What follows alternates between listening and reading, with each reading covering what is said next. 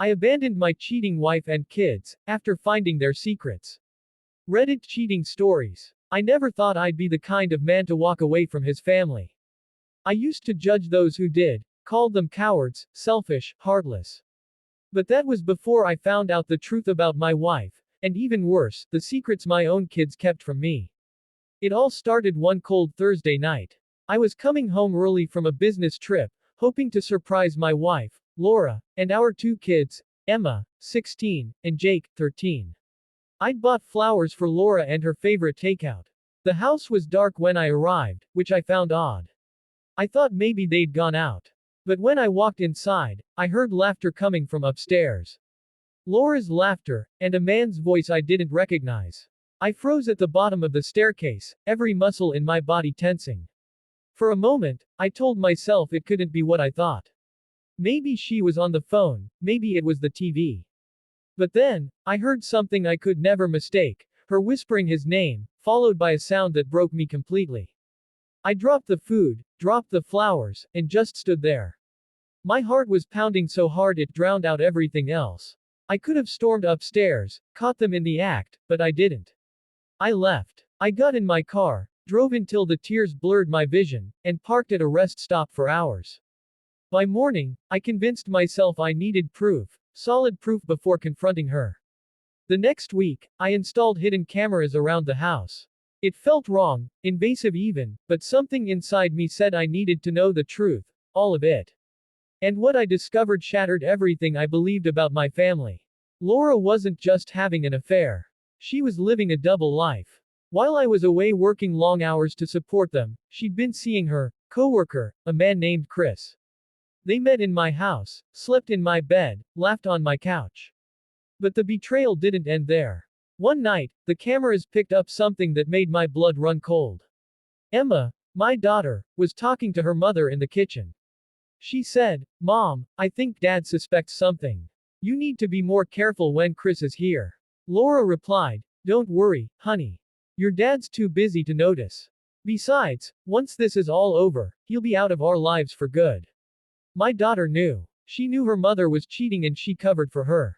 My own child, the little girl I used to read bedtime stories to, the one who used to run to me when she scraped her knee, was helping her mother lie to me.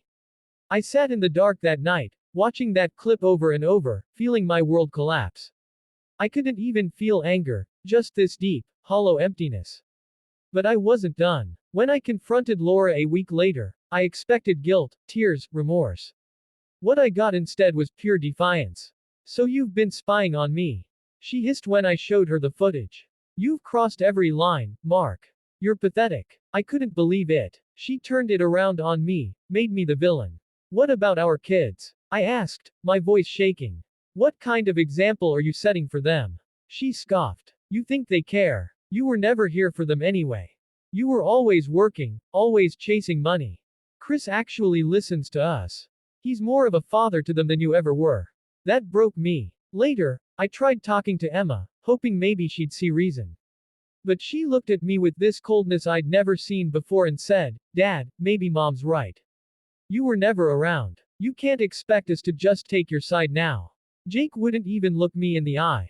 In that moment, I realized, the family I thought I had was gone. It wasn't just Laura who betrayed me, it was the bond we all shared that had died. Years of working late, missing birthdays, thinking I was providing for them, all of it meant nothing.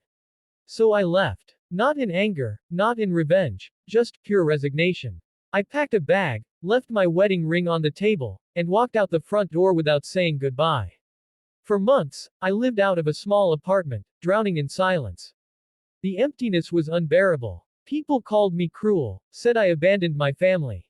Maybe they were right. But I couldn't stay in a home where I was unwanted, where love had turned into betrayal. Eventually, I started therapy. It helped me unpack the pain, the guilt, the feeling of failure. I learned that sometimes, walking away isn't weakness, it's self-preservation. One day, months later, I received a letter from Jake. He wrote, "Dad, I'm sorry. I didn't understand everything back then. Mom told us lies about you. I miss you." Reading that letter was the first time I cried in a long time. We met for lunch soon after. He was older now, more mature, and I could see the regret in his eyes. I told him I forgave him, and I meant it. He wasn't the enemy, he was just a kid caught in the middle of a broken marriage.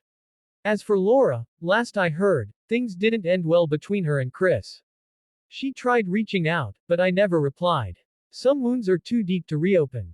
Now, years later, I've found peace. I built a new life, learned to love myself again, and reconnected with Jake. Emma still doesn't speak to me, but I've accepted that too. Healing doesn't always mean everyone comes back, sometimes it means learning to live without them. If there's one thing I've learned from all this, it's that betrayal doesn't destroy you, it reveals you. It shows who you really are, what you value, and what you're willing to walk away from to protect your sanity. I didn't abandon my family out of hate. I walked away to save what was left of me. And that's something I'll never apologize for.